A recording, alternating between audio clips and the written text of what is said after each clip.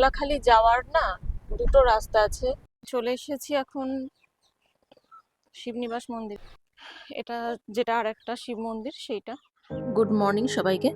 এখন বাজে সকাল 11:45 আর আমি বেরিয়ে পড়েছি আজকে বহুদিন পর একটা জায়গাতে বেড়াতে যাওয়ার জন্য। তবে আজকের বেড়াতে যাওয়ার জায়গাটা কিন্তু কোনো পাহাড়, নদী বা সমুদ্র নয়। আজকে আমি সম্পূর্ণভাবে অন্যরকম একটা জায়গাতে বেড়াতে যাচ্ছি। হ্যাঁ, যাচ্ছি আমি মন্দিরে। তো দেখাবো তোমাদেরকে কোন মন্দিরে যাচ্ছি, সেটা আপাততর জন্য সারপ্রাইজই থাকলো তোমাদের কাছে। আজকে মন্দিরে যাওয়ার কারণটা এবার তোমাদেরকে জানাবো। আজকে সংক্রান্তি, তাই ভাবলাম যে বছরের শেষ দিনটা বছরের শুরুর দিনের মতোই হোক, যেমন ভগবানকে পুজো দিয়ে প্রণাম করে আমরা শুরু করি, তো আজকের দিনটাও ভাবলাম যে ভগবানকে দর্শন করি, বছরের শেষটা করি, আর সেই কারণেই আজকের মন্দিরে যাওয়া। আমি এখন কৃষ্ণনগর থেকে বেরোচ্ছি, এটা জজ কোর্টের সামনে। জজ কোর্টের সামনে থেকে আমি এখন ক্রস করলাম।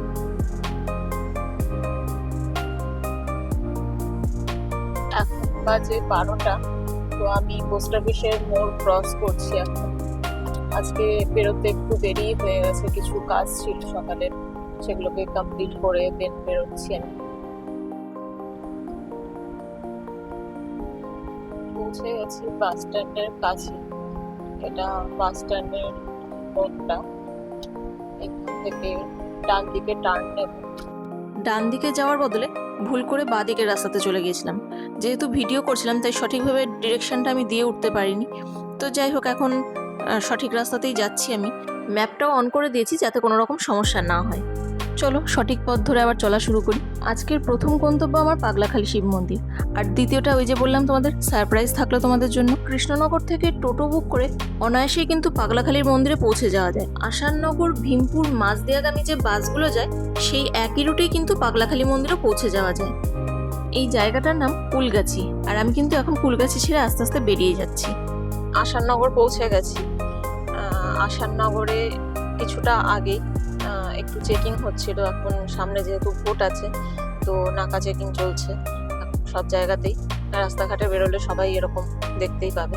তো নাকা চেকিং এর জন্য দাঁড়াতে হয়েছিল আমাদেরকে একটু, তো ওনারা চেকিং করলেন, যে স্যাররা ছিল চেকিং করে ওনারা দেখেছিল। আসাননগরের রাস্তা এটা। মেন রাস্তা থেকে বাঁ দিকের রাস্তায় নেমে গ্রামের পথ ধরেছি। এখান থেকে মন্দিরের দূরত্ব 10 কিলোমিটার, সময় লাগবে প্রায় 24 মিনিট মতো। পাগলাখালি মন্দিরে পৌঁছানোর জন্য দুটো রাস্তা আছে। একটা গাড়ি মানে নদীর এই পারে রেখে তারপর পায়ে হেঁটে যেতে হয়, আর কেউ যদি চাও যে একবারে মন্দিরের সামনে নিয়ে গিয়ে গাড়ি নিয়ে গিয়ে দাঁড় করাবে, তাহলে সেটা আগে একটা রাস্তা আছে, মানে যে রাস্তায় ম্যাপ দেখায় সেই রাস্তায় না, তার আগে একটা বাঁ হাতে রাস্তা ঢুকে যাচ্ছে। সেটা তোমার ওখানে লেখাও রয়েছে গাটার পুলিশ ফাঁড়ি বলে। তো ওই রাস্তাটা দিয়ে ঢুকে গিয়ে খানিকটা এগিয়ে এসে একটা বিশ্রামাগারও পরে, যাত্রী বিশ্রামাগার বলে একটা ঘর রয়েছে। ওই রাস্তাটা দিয়ে সোজা কিন্তু গাড়ি নিয়ে পৌঁছে যাওয়া যায়। তো আমি ওই রাস্তাটাই ধরে নিয়েছি, তো ওই রাস্তা থেকে এখন যাচ্ছি। তোমরা যদি এখানে কেউ আসতে চাও তাহলে আমি বলবো মন্দিরে ঢোকার যে রাস্তাটা সেই রাস্তাতে ঢুকে কিন্তু ম্যাপটা অবশ্যই অন করে নেবে, না হলে গ্রামের রাস্তা তো স্পেসটা খুবই কম। গাড়ি যদি একবার ভুল রাস্তায় চলে যায় তাহলে কিন্তু সেখান থেকে ব্যাক করা খুব সমস্যা হয়ে যাবে। তাই অবশ্য করে কিন্তু চেষ্টা করবে যে ম্যাপটাকে অন করে তারপর রাস্তায় চলার। তো আমি প্রায় পৌঁছেই গেছি পাগলাখালির কাছাকাছি। এখান থেকে দেখাচ্ছে 300 মিটার ডিস্টেন্স। 1 মিনিট মতো সময় লাগবে, 1-1.5 মিনিট। তো আমি পৌঁছে গেছি পাগলাখালি শিব মন্দিরে।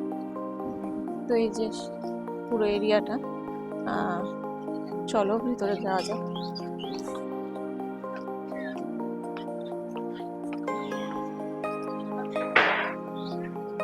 এখানে পুজো ডালা বিক্রি হচ্ছে, এখানে পুজো দেওয়ার জন্য। কেউ এসে যদি পুজো দিতে চাও পুজো দিতে পারো। এখানে পুজোর ডালা বিক্রি হচ্ছে না? কত করে এগুলো? এটা 101 টাকা। 100? টাকা। এইটা 101 টাকা, তাই তো? আচ্ছা, এটা 101 টাকা। আচ্ছা, এর কমে কি আছে? ভালো এটা? আচ্ছা, এটা কত? 51 টাকা। আর ওইগুলো 30 টাকা 30 টাকা 20 টাকা করে। এটা করবা তো আচ্ছা মাথায় জল দেবা আচ্ছা। তো এখানে দেখতেই পাচ্ছ এখানে ডালা বিভিন্ন দামের ডালা বিক্রি হচ্ছে।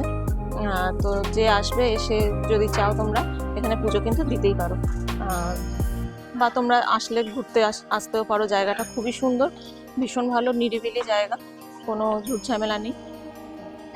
এই যে মন্দির,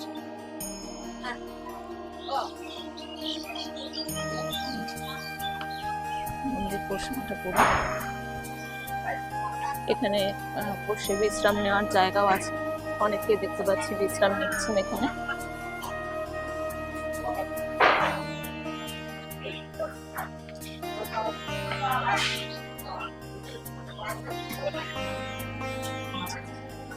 নন্দী মহারাজ এখানে অনেকে বিশ্রাম নিচ্ছেন।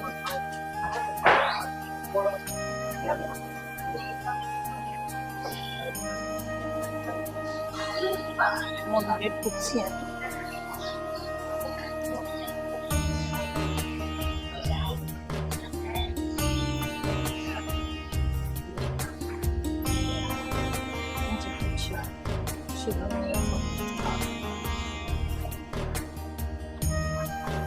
মন্দিরের ভিতরের পুরো পোর্শনটা এটা।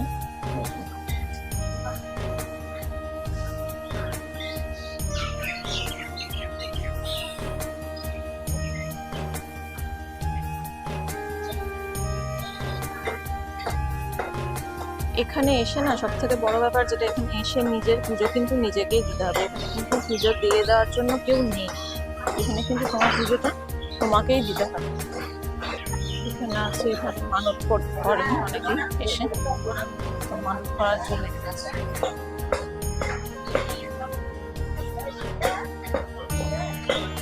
এখানে রান্না বান্না হচ্ছে।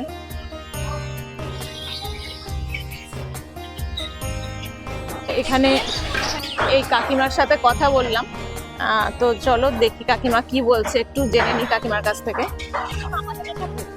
ভোগ হয়, আচ্ছা, কি কি ভোগে দাও তোমরা? এটা মানে কিভাবে করতে কি হবে ডাল হইছে আচ্ছা ভাজা প্লাস আচ্ছা আচ্ছা আচ্ছা আচ্ছা, সকালে হ্যাঁ তোমার মিষ্টি ফলগুলো দিয়ে প্রসাদ দেয়া মিষ্টি ফল, আচ্ছা সন্ধ্যাবেলায় তাই আচ্ছা, সন্ধ্যাবেলা তো তাই। মানে আমরা সকালবেলায় এসে 8টার সময় 7টার সময় আসি। 7টার সময় আসার পরে আমরা চা খাই, আগে চা বিস্কুট খাওয়া হয়, তারপর চা বিস্কুট খেয়ে রুটি তরকারি করি। রুটি তরকারি করার পরে খাওয়া দাওয়া করে টিফিন খেয়ে তারপর আমরা 10টার সময় রান্নাটা বসাই। ঠিক আছে, 10টার সময় রান্না বসাই। রান্নাটা যখন হয়ে যায় তারপরে এখন বাবার ভোগ সাজিয়ে ভোগটা দেবো। দেওয়ার পরে আমরা কাজ কাম করে পরিষ্কার করতে বাড়ি চলে যাবো, 5টার সময় বাড়ি যাবো। তারপরে আবার সকালে আসতে হয় 7টায়, ওই একই ব্যাপার। হ্যাঁ রোজকার, হ্যাঁ। আর সোমবার বৃহস্পতিবারে খুব মেলা, হ্যাঁ প্রচণ্ড মেলা। হ্যাঁ ভালো ছিল সোমবারে। তারপরে শ্রাবণ মাসে 1 মাস মেলা থাকবে, 1 মাস, হ্যাঁ শ্রাবণ মাস জ্যৈষ্ঠ মাস দুটোই।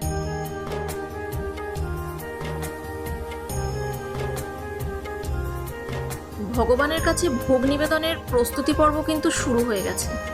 দেখো কতটা সুন্দর করে গুছিয়ে পরিপাটি করে নিবেদনের জন্য প্রস্তুত করা হয়েছে সবকিছু। ভগবানের ভোগ নিবেদনে দেরি হবে জেনে মন্দিরের আশপাশের চত্বরটা ঘোরার জন্য একটু বেরিয়ে পড়লাম।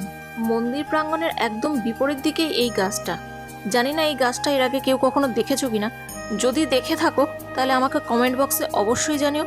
আর যারা দেখোনি তাদের জন্য জানিয়ে রাখলাম, এটা কিন্তু রুদ্রাক্ষ গাছ। ফুলগুলো দেখো কতটা সুন্দর। এই গাছটা কিন্তু বৃন্দাবন থেকে নিয়ে এসে এখানে লাগানো হয়েছে।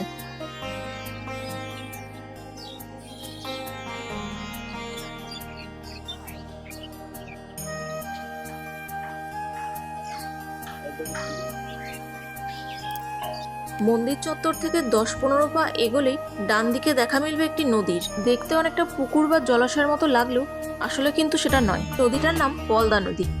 দূর থেকে দেখেই কিন্তু বোঝা যাচ্ছে নদীর গভীরতাটা কিন্তু খুব একটা বেশি নয়। সিঁড়ি দিয়ে নামার পরে জলের কাছাকাছি যেতেই দেখতে পেলাম এক ঝাঁক মাছের দল নিজেদের মতো আপন মনে খেলে চলেছে।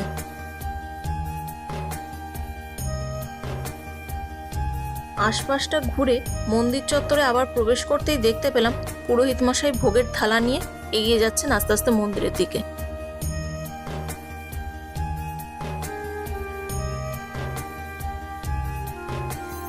ভোগ নিবেদনের পূর্বের যে আচার অনুষ্ঠান তা কিন্তু ইতিমধ্যেই শুরু হয়ে গেছে।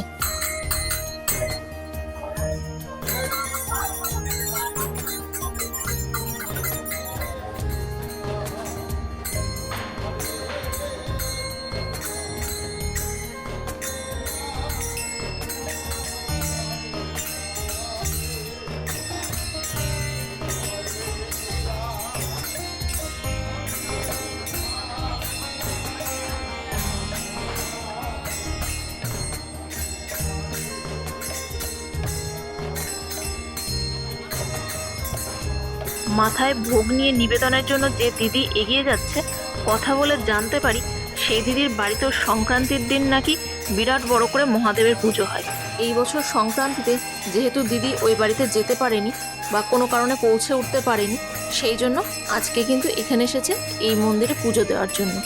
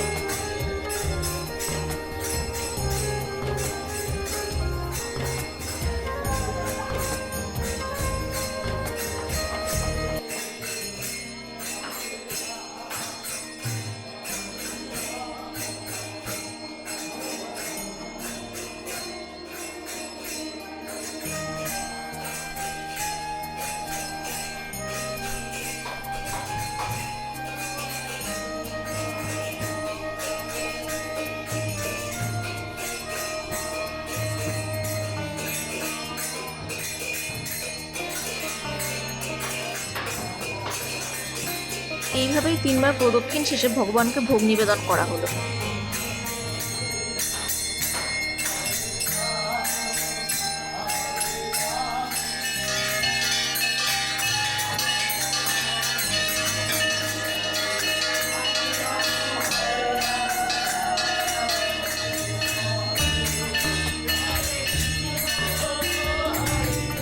পুজো শেষে পাগলাখালীর মন্দির থেকে প্রসাদ গ্রহণ করে আমি কিন্তু বেরিয়ে পড়লাম শিবনিবাসের উদ্দেশ্যে। আর এটাই ছিল তোমাদের জন্য সেই সারপ্রাইজটা। তো এখান থেকে আমি এখন বেরোচ্ছি, বেরিয়ে শিবনিবাস যাচ্ছি। রাস্তায় আছি আমি, এখান থেকে মেন রোডে আবার উঠবো। আমি কিন্তু মেন রোডে উঠে গেছি।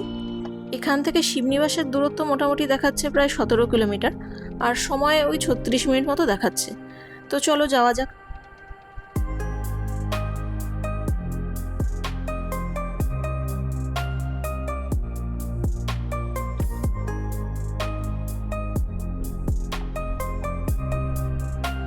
শিবনিবাস মন্দিরের কাছাকাছি আমি কিন্তু প্রায় পৌঁছেই গেছি। এই যে ব্রিজটা দেখতে পাচ্ছ, এই ব্রিজটাকে ক্রস করে রাস্তায় নেমে বাঁ দিকে একটা সরু রাস্তা ঢুকছে, সেই রাস্তা দিয়ে ঢুকে গেলে কিন্তু মন্দিরের কাছে পৌঁছে যাওয়া যায়। বেশ কিছু বছর আগে গাড়ি নিয়ে আসলে এই সাঁকোর ওই পারে কিন্তু গাড়ি রেখে তারপরে এখানে সাঁকোর ওপর দিয়ে হেঁটে আসতে হতো। এখন কিন্তু আর সেই রকম অসুবিধা নেই, এখন কিন্তু অনেকটা সুবিধা হয়ে গেছে ব্রিজটা হয়ে গিয়ে, যে ব্রিজটা ক্রস করে আমি আসলাম। এখন বাজে দুপুর 3টে, আর মন্দিরে পৌঁছে আমি দেখতে পেলাম মন্দিরের দরজা বন্ধ। জিজ্ঞাসা করাতে জানতে পারলাম মন্দিরের দরজা 4টের সময় খুলবে। তো সেই মতো আমি ভাবলাম যে তাহলে আশপাশটা একটু ঘুরেই দেখি, যখন মন্দিরের দরজা খুলবে তখন না হয় মন্দির দর্শন করব। আর সেই ভাবনা চিন্তা করেই চলে আসলাম নদীর ধারে।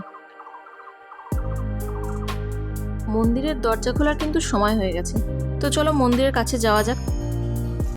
আমি কিন্তু পৌঁছে গেছি শিবনিবাস মন্দিরের সামনে, তো চলো ভিতরের দিকে যাওয়া যাক।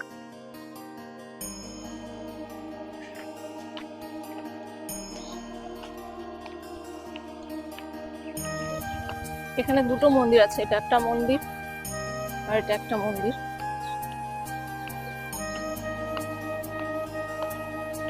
এখানে বাঁদিকে পুজো দেওয়ার ব্যবস্থাপনা আছে, ওখান থেকে ডালা ফালা পুজো দিতে দেওয়া যায়। নিচের দিকে জুতো খুলে রেখে সিঁড়ি দিয়ে ওপরে উঠে তারপরে কিন্তু মন্দিরে প্রবেশ করতে হয়। পশ্চিমবঙ্গের দ্বিতীয় বৃহত্তম শিবলিঙ্গ হিসেবে শিবনিবাসের শিবলিঙ্গের কিন্তু পরিচিতি আছে।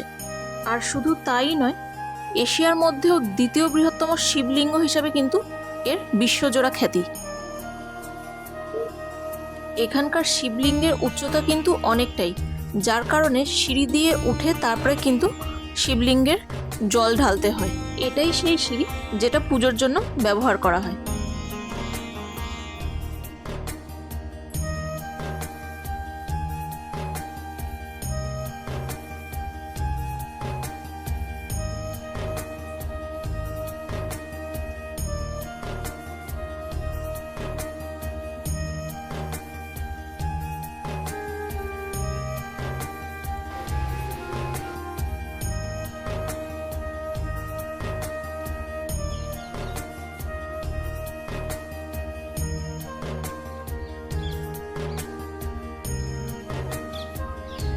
তো আমি শিবনিবাসের মন্দিরে এখন দাঁড়িয়ে রয়েছি। এই মন্দিরটা এটা হচ্ছে সব থেকে পুরনো মন্দির। এই মন্দিরটা তৈরি হওয়ার 6 বছর পর এই মন্দিরটা তৈরি হয়েছিল। পুরনো দুটোই। এই মন্দিরে যেটা আছে শিবলিঙ্গ সেটা সব থেকে বড়, আর এই মন্দিরটা তার থেকে একটু ছোট। তো চলো ওইটাও দেখে নেওয়া যাক। এটা যেটা আর একটা শিব মন্দির সেইটা, এটা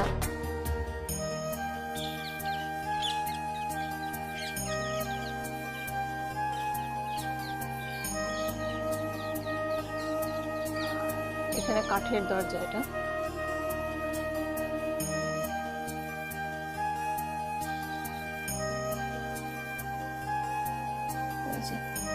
এখানেও সিঁড়ি দিয়ে উঠে পুজো দিতে হয়।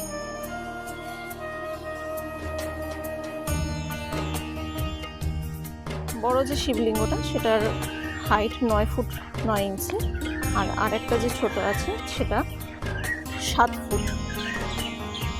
তো এখানেও একটা মন্দির আছে, এটাও রাজা কৃষ্ণচন্দ্রেরই প্রতিষ্ঠা করা। এটা ঠিক একদম শিবনিবাসের শিব মন্দিরের একদমই অপোজিটে এটা। আরও একটা কথা তোমাদের জানিয়ে রাখি, এখানে যে পাখির এত কিচিমিচির আওয়াজ শুনতে পাচ্ছ না, এগুলো সবই কিন্তু টিয়া পাখি। এখানে কিন্তু প্রচুর টিয়া পাখির দেখা মেলে। এখানে কিন্তু মন্দির খোলা বা বন্ধের সময়টা দেয়া রয়েছে, তো তোমরা যদি কেউ আসতে চাও অবশ্যই কিন্তু এখানে সময়টা দেখে তারপরেই কিন্তু এসো।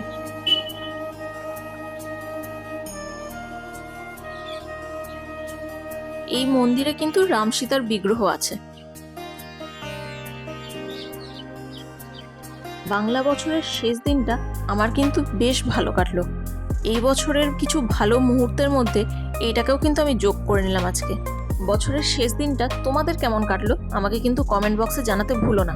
আর যদি আমার ভিডিওটা ভালো লেগে থাকে তাহলে একটা লাইক করে অবশ্যই সাবস্ক্রাইব করে দিও প্লিজ। এবার বাড়ির পথে রওনা হওয়া যাক।